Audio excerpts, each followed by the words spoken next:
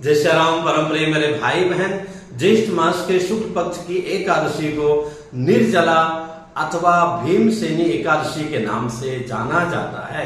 बहुत ही महत्वपूर्ण, कह सकते हैं कि सबसे बड़ी एकादशी निर्जला एकादशी व्रत है।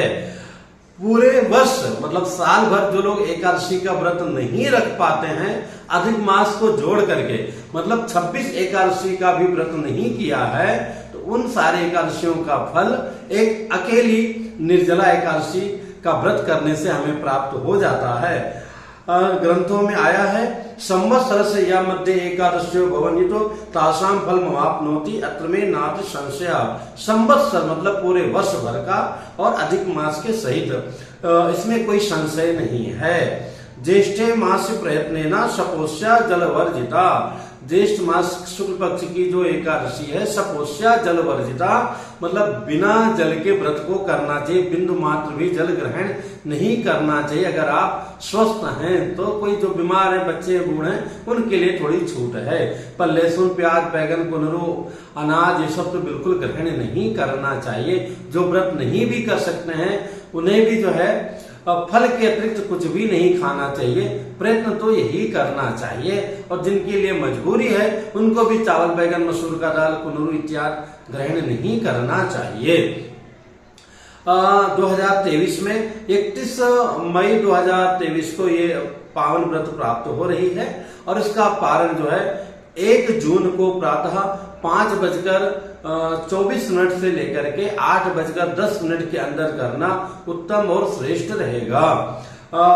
एकादशी व्रत का विधि वही होता है, एक दिन पहले से लहसुन प्याज कुनरू बैगन मसूर की दाल ये सब ग्रहण न करते हुए सूर्यास्त के पहले एक समय भोजन करना चाहिए, और पवित्रता से सोते हुए, अगर हम पति पत्नी भी है तो भी हमें अलग अथवा मन को मार करके अथवा मन को समझा करके पवित्रता से सोना चाहिए। प्रातः सूर्योदय के पहले आसपास अगर कोई पवित्र नदी हो, जलाशय, वहां जाकर के हमें स्नान करना चाहिए, और स्नान के पहले जो मंजन की प्रक्रिया है, मंजन बिल्कुल नहीं करना चाहिए। कुछ नहीं है भैया तो रात में सोने के पहले मंजन कर लो, सुबह गर्म पानी से कुल्ला कर लीजिए बिना नमक वगैरह मिला करके, उसमें भी चीटिंग करके पानी मत पी लेना सोने के पहले। हाँ, ये जितना जल पी सकते हैं उतना पी करके सो जाइए। ऐसा नहीं कि 3 बजे रात में सोने जा रहे हैं तो 12-1 के पहले ही, जो नॉर्मली लाइफ में आप पीते हैं सोते हैं, तो सोने के पहले भले ही ग्रहण कर लीजिए। पर हमारे जो दूसरे लोग मनाते हैं उनकी तरह की सुबह जगने के बाद को खा पी लो, तो वो नहीं करना है। जगने के बाद नहीं पीना है, सोने के पहले जल ग्रहण कर लीजिए।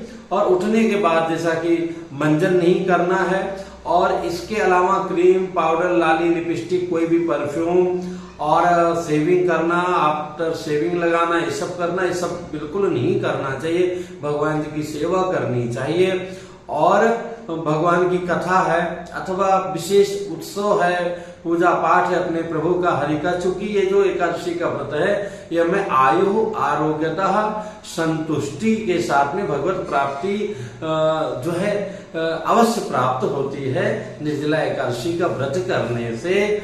और कह सकते हैं कि जो पूरे वर्ष भर की एकादशी व्रत नहीं कर पाए उनको भी इस एकादशी का व्रत करने मात्र से संपूर्ण एकादशी का वर्ष भर की फल मिल जाता है, इसमें कोई संशय नहीं है।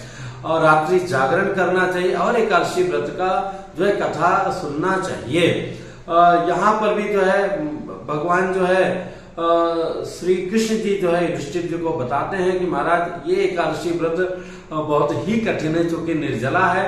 तो जो पांडव जन थे सभी एकादशी का व्रत करते थे, भीम जी से जो है एकादशी जो है रखा नहीं जाता था। बहुत चूंकि भूखे रहते थे, उसका भी कारण था। एक बार वो नागलोक में गए और 10 कुंडों का जो विशेष रस था उसको उन्होंने ग्रहण कर लिया।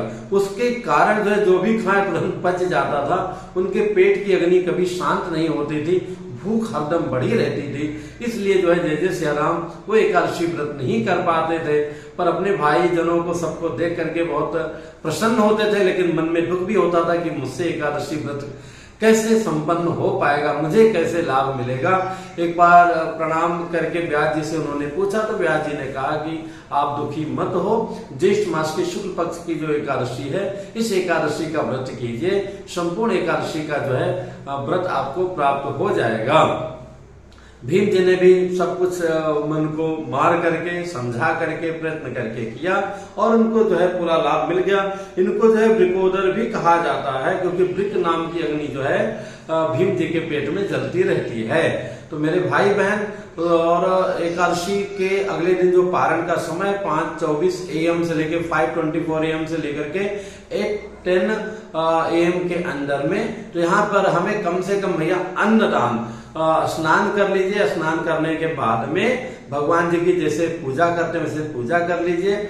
उसके बाद में जल का भोग लगा दीजिए और उसके पश्चात में आपने कम से कम जो है 4 खुराक नहीं तो 2 खुराक सीधा निकाल करके, जिसमें प्रॉपर होना चाहिए, अन्नदान करके संभव तो अपने आचार्य पुरोहित को बुला करके जिमा करके फिर जिमना चाहिए, नहीं तो सीधा निकाल करके गौ माता के लिए ग्रास निकाल करके, और सबसे पहले जल, वो भी अगर भगवान की प्रतिमा पूजा इत्यादि करते तो चरणामृत इत्यादि से जो है पारण करना चाहिए। कहा गया है कि आप निर्जला रहते हैं तो जल पीने मात्र से आपका पारण हो सकता है।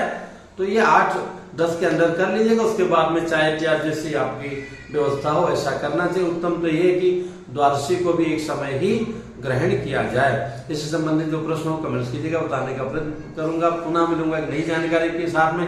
वीडियो देने में थोड़ा विलंब हो गया, उस बात का मुझे बड़ा कष्ट है, पर क्या करूं।